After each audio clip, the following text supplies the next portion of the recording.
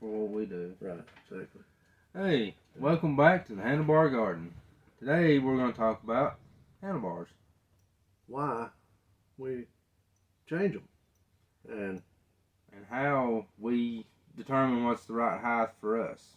There we go. Stay tuned for that.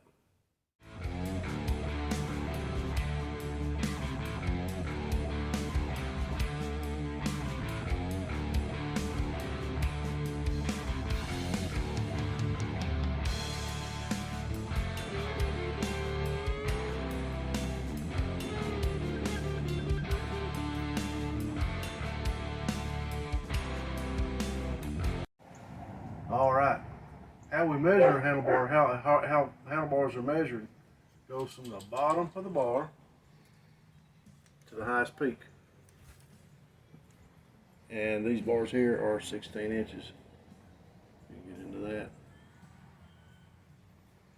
Now, that don't mean your hands are at 16 inches, because as you notice, these bars come down. They're probably dropping, if you got level, a couple inches anyway, down to here. But this is very relaxed. What was your reasoning behind getting the 16-inch bars? Well, if you'll look at my arms, where my arm positions are at, I'll show you. As I was saying, my arms, the position of my arms, I'm in my cage right now. That's my little work car. My position of my arms on the motorcycle versus your driving stance. If you drive 10 and 2, where are your arms? Now, I don't know many people. I mean, of course I do at times, ride like this. But to be in control in a vehicle, just like a motorcycle, that's where it's at. That's what's comfortable. Most time, you're like this, up here. So that's how you base your comfort. All right. Handlebars. How do we know whatnot? As the videos right before this just plainly showed. Yeah. Position of your arms. That's your comfort. I know when I first bought that Road Glide, the original handlebars were like here, and when you was making a slow turn, you're over top of everything. It was just tough, and it being a bigger, heavier bike. Yes. You need, even just sitting on it and leaning it up. Yep. You were down here, so you had. Yep. And having higher bars gives you more leverage. Yeah, boy. And for me, as far as riding, to be down here where stock bars are, yeah. A short distance is okay. 10, 15 miles yeah. and more, it gets uncomfortable. Yeah. It kills my bike. And my wrist were in this kind of position here, kind of cocked. And man, they would just be killing me in no time. So now they're in a straight position, and I'm more, and then I got another seat too that lowered that a little bit. So, but anyway, on handlebars, you can wire on the inside, you can wire on the outside. Most everything today, because they're fatter bars, are wired on the inside. That's kind of the craze nowadays. One day I guess there'll be no wires. I don't know how that'll work, but we've already, for the newer bikes, we've already got throttle by wire. Throttle by wire, yeah. Which that's that much less you really got to deal with. It's all just internal. Yep. So, but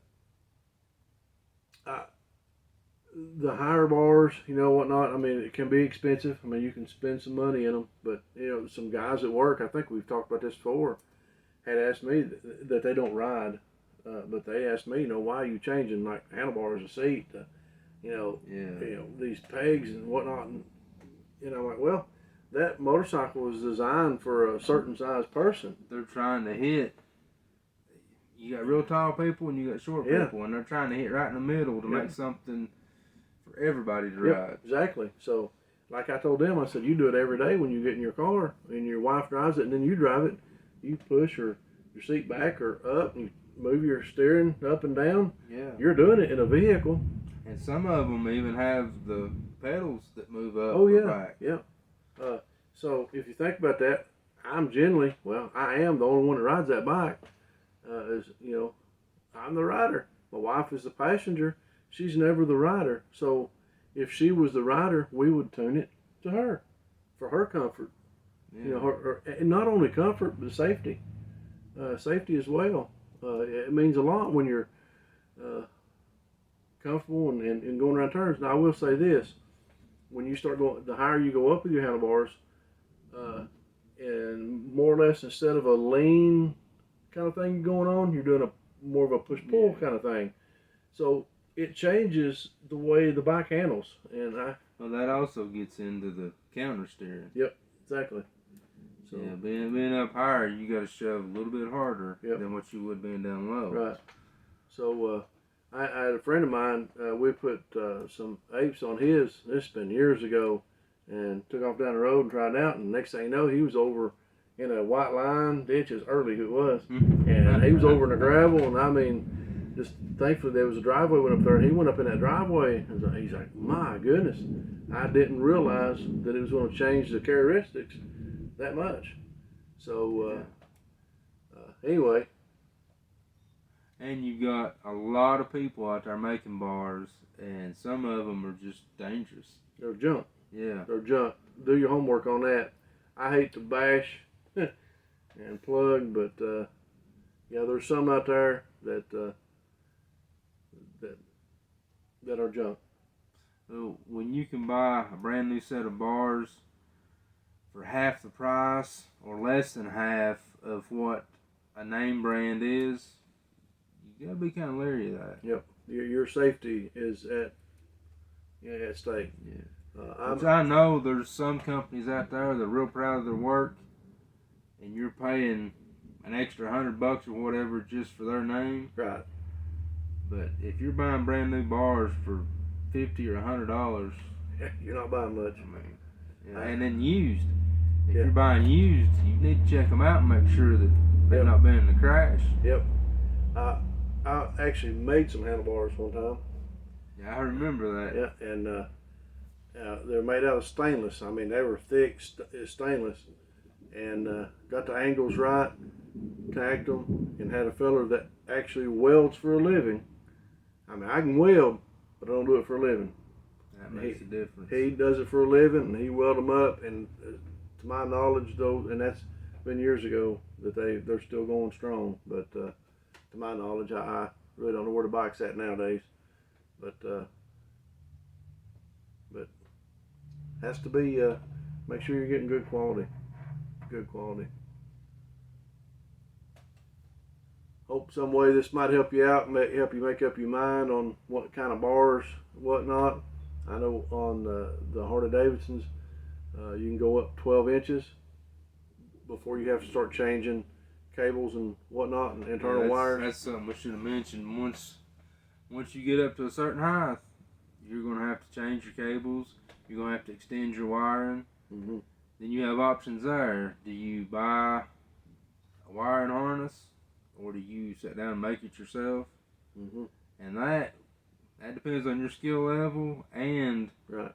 If it's an older bike, you don't have as much. Yeah. I mean, you may have your start, stop, your turn signals, and that.